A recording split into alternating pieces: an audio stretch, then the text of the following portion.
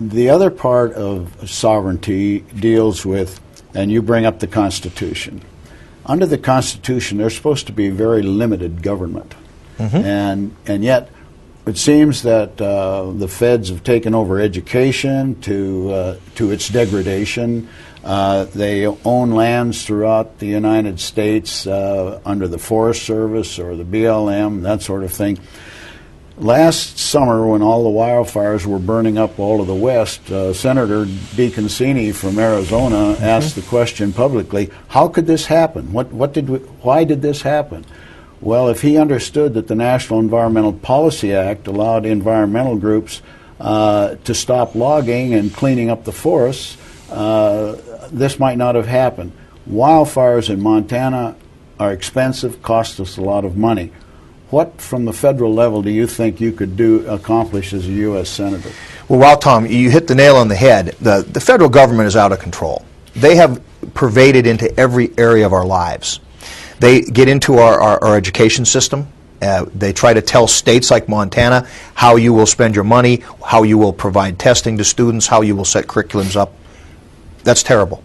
They have come into Montana and said, we're going to tell you how to manage the forest in your state. And what happens, we get pine beetle infestations that kills thousands of acres of forest. They tell us that we're going to manage your water rights for you. And what do we have? We have rivers and Fort Peck that's got a mile to the water line because they keep sending water downstream, Lord knows why. Congress has a failed history of land management. And the more they own, the worse they get. So you'd have to start with the fundamental belief that Congress has too much power, and they've taken too many decisions onto themselves and passed their obligation to even deal with those lands to the hands of bureaucrats. The Department of Agriculture, the Department of the Interior, those secretaries have almost unilateral authority to make land use decisions. And the first thing that you need to do, and I will do, is change the law to put the power of land management decisions back into the hands of the citizens of America and this state. Local citizens have had their property rights trampled on by Washington repeatedly. Washington gave us a wolf. We didn't ask for it. They gave it to us.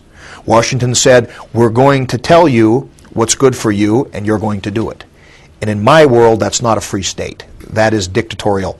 So we have to go above and beyond just simply dealing with administrative rules and agency rules. We have to get down to the core, and the core is this. America is a country that was founded on private property rights. We are a country of freedom. And it's time that in this country we get the federal government downsized and off our backs. And it's going to take a tough fight to do that, because those agencies have been entrenched for many, many, many years. And as your next senator, I can tell you flat out, they might not like me a whole lot, but they're darn sure going to listen, because it's time that we cut those programs, cut spending, and put freedom back into this country. Since the Federal Department of Education was